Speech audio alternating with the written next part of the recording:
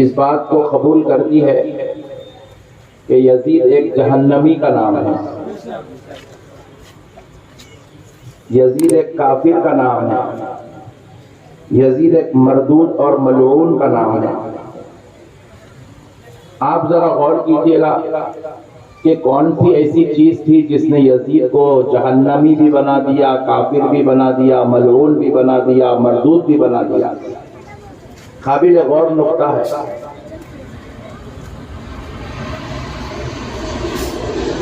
قابل غور نقطہ ہے۔ تھوڑا کم کر، اتنا نکو بڑا کانا پھٹے سکتا، تھوڑا کم کرو، آواز کم کرو جی۔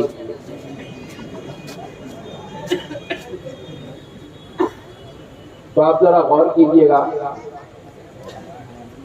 یزید کو کس چیز نے ملعون کر دیا، مردود کر دیا، جہنمی بنا دیا، کافر بنا دیا؟ حالانکہ یزید کوئی 14ویں صدی کے ملا کا نام نہیں ہے۔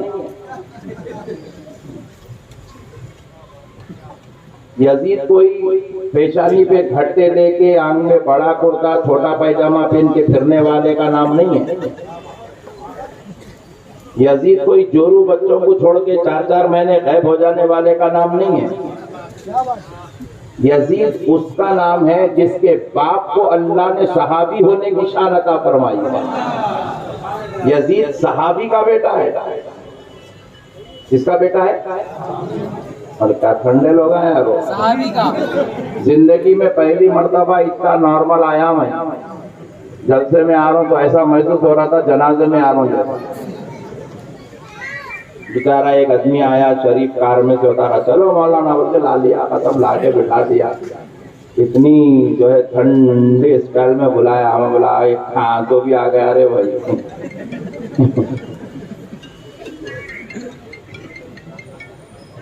انہیں ایک جنا وہاں سے آتا ایک جنا چیرا مار رہا ہے، کس کو بول رہا، کوئی چ لگا رہے، بولا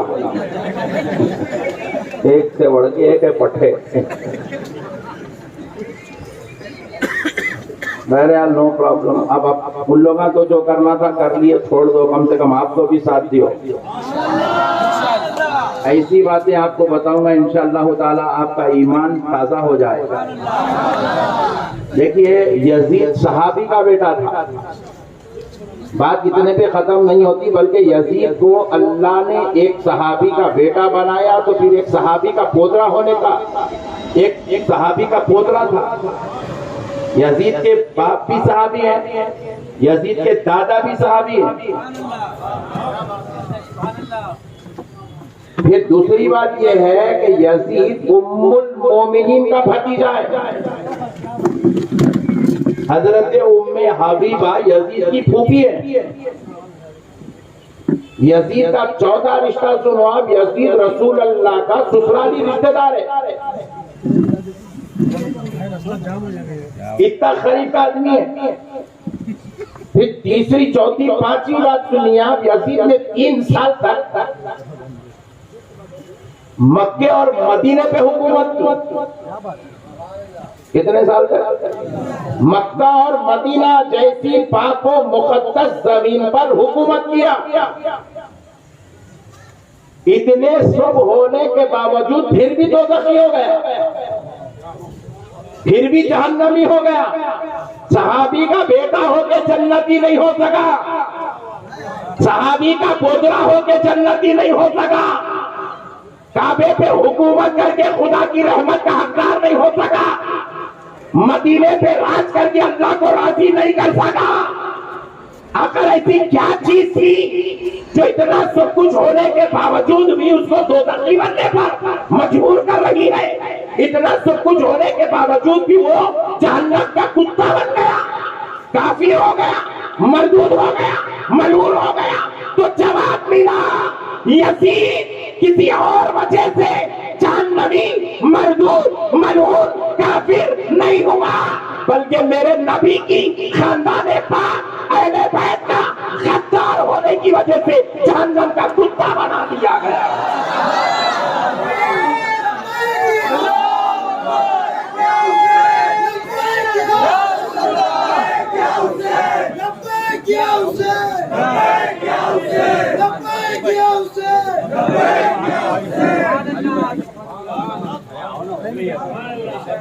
سبحان اللہ سبحان اللہ. لوگوں نے کہا کہ یزید بڑا غلط کام کیا، تو ہم نے کہا غلط کیا نہیں، اللہ نے قیامت تک آنے والی امت کے لیے یزید کو عبرت بنا دیا. یزید کو عبرت بنا دیا. کعبے پہ حکومت کرنا کمال نہیں ہے، واہ واہ. عرب پہ راج کرنا کمال نہیں ہے، اہل بیت کا غلام بننا کمال کی بات ہے. سبحان اللہ سبحان اللہ. بڑے بڑوں کے گھر میں پیدا ہونا کمال کی بات نہیں ہے، بڑوں کا ادب کرنا کمال کی بات ہے، احترام کرنا کمال کی بات ہے. ارے یزید کعبے پہ مدینے پہ عرب پہ حکومت کر رہا تھا. اور ایک بے ادب کی داستان سنو تاکہ پتا چلے ادب کس چیز کا نام ہے. آج کل مارکیٹ میں بہت لوگ نکل گئے ہیں، مفتی بھی ہے، علامہ بھی ہے، حضرت بھی ہے، سب کچھ ہے، مگر بے ادب ہے. نہ ان کے پاس غوث پاک کا ادب ہے، نہ غریب نواز کا ادب ہے، نہ اہل بیت کا ادب ہے، نہ رسول اللہ کا ادب ہے. اور ہمارا جھگڑا ان بے ادبوں سے ہے.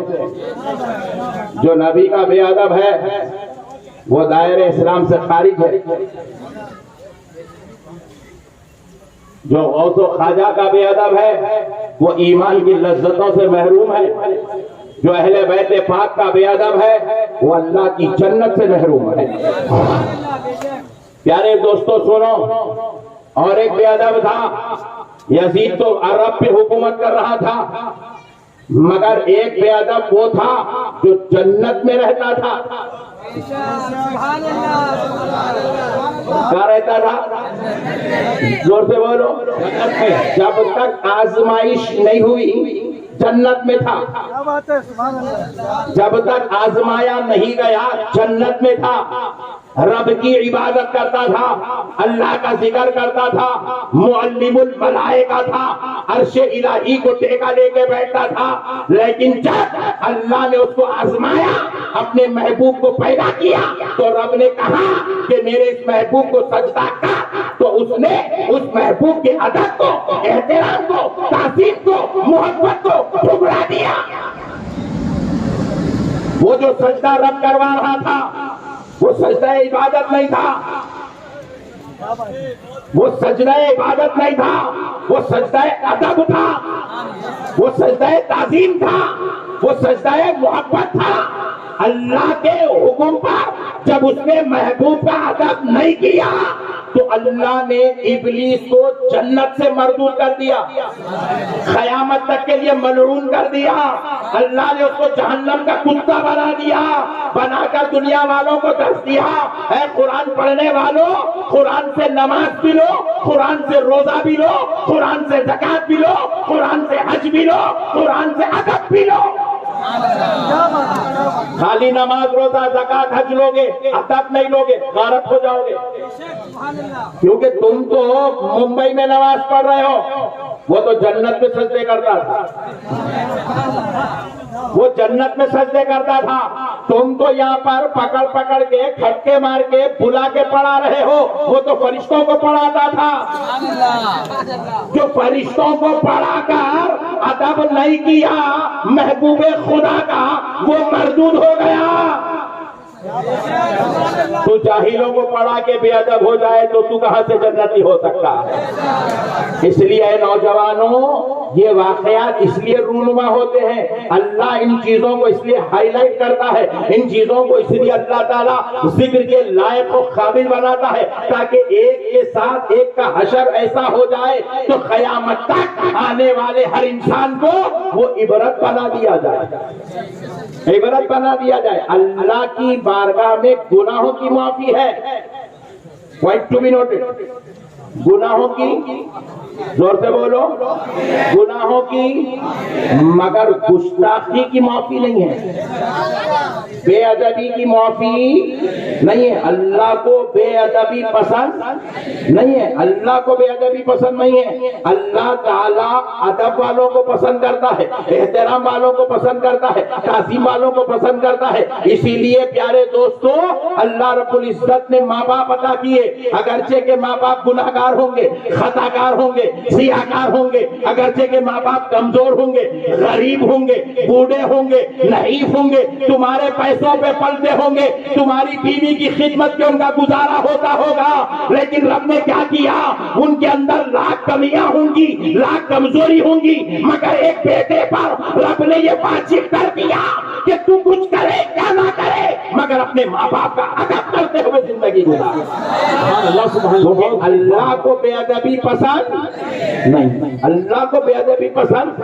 آپ نہ ماں باپ کی بے ادبی کر سکتے ہیں، آپ نہ پیروں کی بے ادبی کر سکتے ہیں، آپ نہ ولیوں کی بے ادبی کر سکتے ہیں، آپ نہ رسول پاک نہ ان کی آل پاک کی بے ادبی کر سکتے ہیں۔ بے ادبی کی اجازت نہیں ہے، اور اہل سنت والجماعت 1400 سال سے باقی ہے۔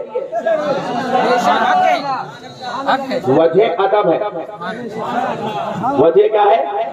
زور سے بولو، ادب ہے۔ اہل سنت میں ادب ہے، اور ادب انسان کو انسان بناتا ہے، بے ادبی انسان کو شیطان بنا دیتی ہے، بے ادبی انسان کو شیطان بنا دیتی ہے۔ آج بازو والوں سے ہمارا جو اختلاف ہے، نماز کا اختلاف نہیں ہے، پوائنٹ ٹو بی نوٹڈ۔ بازو والوں سے ہمارا نماز کا اختلاف نہیں ہے، روزے کا اختلاف نہیں ہے، زکات کا اختلاف نہیں ہے، حج کا اختلاف نہیں ہے، عمرے کا اختلاف نہیں ہے، ٹوپی کا بھی اختلاف نہیں ہے، داڑھی کا بھی اختلاف نہیں ہے۔ کوئی صاحب بولے میں یہاں تک داڑھی چھوڑ دوں، میں بولا ہولا ہے نیچے تک چھوڑو، بولا کہاں تک چھوڑتا چھوڑ، تیری مرضی، تیرا منہ ہے، تیری داڑھی ہے، تیرے کو سنبھالنا ہے، ہمارا کو کیا ٹینشن ہے؟ بات سمجھ رہے؟ ہمارا ٹینشن کسی سے داڑھی سے نہیں ہے۔ ایک صاحب بولے میں بغیر ٹوپی کے نماز پڑھتا ہوں، میں بولا ہولے بغیر کپڑوں کے پڑھو، بولا تیری نماز تو جواب دیں گا، تو کہیں کو بغیر ٹوپی کے پڑھا، اللہ میری خبر میں نہیں پوچھیں گا۔ بات سمجھ رہے ہیں؟ بغیر ٹوپی کے نماز پڑھتا پڑھا، بغیر کپڑوں کے پڑھ، تیری مرضی، کیا کرتا کر۔ ہمارا اختلاف ٹوپی سے بھی نہیں ہے، ہمارا اختلاف داڑھی سے نہیں ہے۔ ایک صاحب بولے میں سینے پہ ہاتھ باندھتا ہوں، میں بولا سینے پہ کہیں بولتا، سر کے اوپر بند، بولا کہاں بنتا بن بھائی، تیری جائیداد ہے، تیری پراپرٹی ہے، کہاں رکھتا رکھ لے۔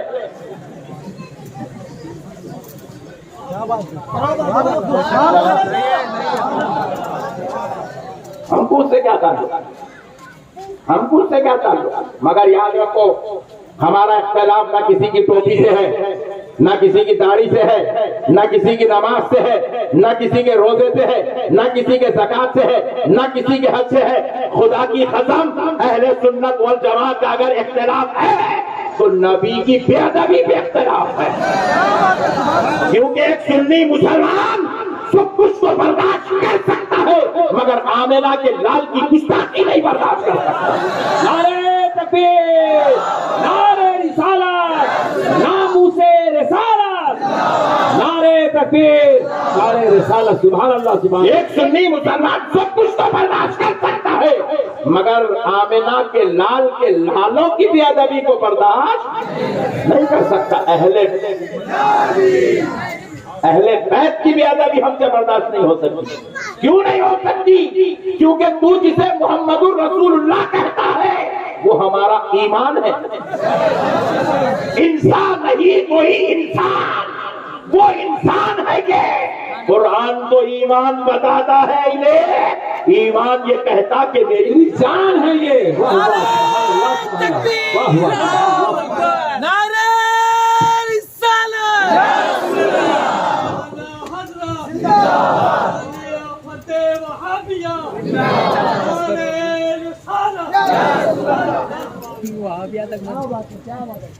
میرے دوستو مسئلوں کو سمجھو، نبی ہماری جان ہے، نبی کی آل ہماری پہچان ہے۔ انہوں ہے تو ہم ہے جی، امام حسین نہیں ہوتے تو گھنٹی بجانا پڑتا تھا۔ آج جو سجدے کر رہے ہو نا، یہ سجدوں میں جب پیشانی زمین پہ لگتی، زبان سے سبحان ربی الاعلیٰ کی صدا بلند ہوتی، تو خدا کی قسم تمہیں یہ سجدے دینے والا، یہ تسبیح پڑھانے والا کوئی اور نہیں ہے، یہ میرے حسین کے احسان نے تم سے پڑھوا دیا، میرے حسین کے احسان نے تم سے یہ پڑھوا دیا۔ ورنہ اگر امام حسین یزید کو اگر ہاتھ میں ہاتھ دے دیتے، امام حسین کا اگر یزید سے مقابلہ نہیں ہوتا تو آج ہر حلال چیز حرام ہوتی اور ہر حرام چیز کو حلال کر دیا جاتا۔ نعوذ باللہ۔ امام حسین نے گردن کٹا دی، نانا کا دین بچا لیا۔ امام حسین نے 72 نفوس قدسیہ کو جام شہادت پلا دیا، قیامت تک مسجدوں سے اذان کو زندہ کر دیا۔ امام حسین نے کہا اگر میرا خاندان کٹتا ہے تو کٹ جائے، قیامت تک میرے نانا کا دین زندہ رہ جائے۔ امام حسین نے کہا اگر نانا جان کی امت کو اسلام ملتا ہے تو اس اسلام گرانے کے لیے میں علی اصغر کو بھی کٹانے تیار ہوں، علی اکبر کو بھی لٹانے کے لیے تیار ہوں۔ میرے پیارے بھائیوں، یہ ان کا صدقہ ہے جو آج اپن خاموش بیٹھ کے آمنا صدقنا گھر میں بیٹھے پوری نعمتیں مل گئی اپنے کو۔ امام حسین بچا کے گئے، امام اعظم بسا کے گئے، پوری نعمتیں مل گئی، خاموش منہ میں نہیں والا۔ ایسا ہے اسلام اپنے پاس، اپن کوئی تکلیف دیکھے ہی نہیں۔ خدا کی قسم اسلام کے لیے کوئی قربانی اپن کرے ہی نہیں، کوئی قربانی نہیں دی اپن اسلام کے لیے۔ اپنے کو معلوم ہی نہیں ہے اسلام کے لیے قربانی دینا کس کو بولتے، اسلام کے لیے قربانی دینا کس کو بولتے۔ یہ اہل بیت سے پوچھو، یہ خاندان نبوت سے پوچھو، ان سے پوچھو تو پتا چلے کہ اسلام کے لیے قربانی دینا کیا ہوتا ہے۔ کیا پشا بند کروں کیا؟ اب یہ تم بیچ میں ڈسکس کر رہے، ہٹو نا جی۔